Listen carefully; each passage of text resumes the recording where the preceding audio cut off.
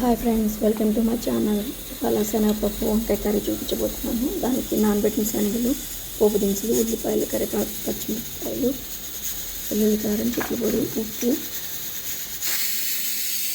ధనియాల పౌడర్, పసుపు, తరిగిన వంకాయలు ఉప్పు నీళ్ళల్లో వేసుకోవాలండి, లేకపోతే నలుపు వస్తాయి. దానికి కొంచెం మందపాటి గిన్నె ఆయిల్ కూడా కావాలి. మందపాటి గిన్నె పొయ్యి మీద పెట్టుకోవాలి. ఇది నీరు వంకాయ అండి, అంటే ఆవిరితో ఉడికిద్ది.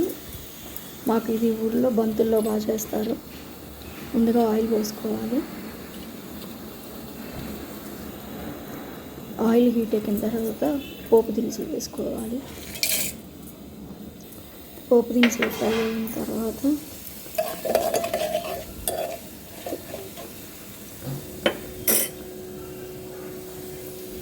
కరివేపాకు, ఉల్లిపాయలు వేసుకోవాలి. అవి ఫ్రై అయిన తర్వాత కొంచెం మగ్గనివ్వాలి. బాగా మగ్గించుకోవాలి. ఉల్లిపాయలని కొంచెం రెడ్గా వచ్చేది. తర్వాత కొంచెం పసుపు వేసుకోవాలి. ఆ తర్వాత వంకాయ ముక్కలు వేసుకోవాలి.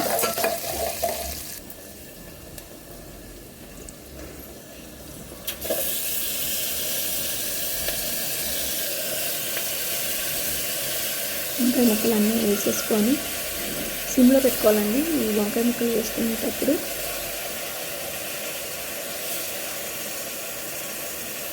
వేసినాక అవి నలుపు చేదెక్కకుండా కొంచెం ఉప్పు వేసేసుకోవాలి. తగినంత ఉప్పు వేసేసుకొని ఒకసారి కలబెట్టుకోవాలి.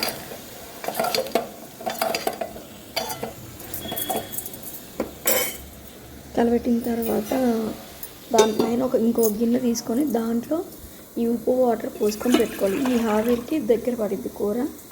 ఈ వంకాయ శనగపప్పు కర్రీకి ఇదే స్పెషల్. శనగపప్పు వేసుకోవాలి. మళ్ళీ నానినవి మళ్ళీ ఒకసారి కలబెట్టుకోవాలి.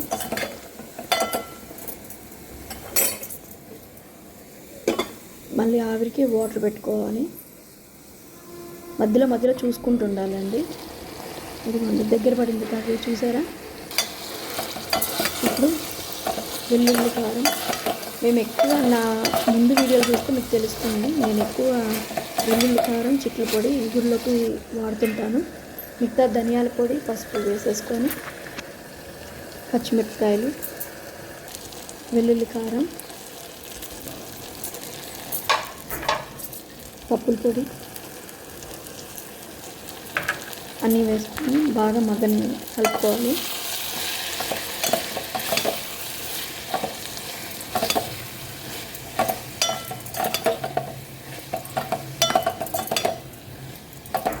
కలుపుకున్నాక మళ్ళీ గిన్నె పెట్టుకోవాలి.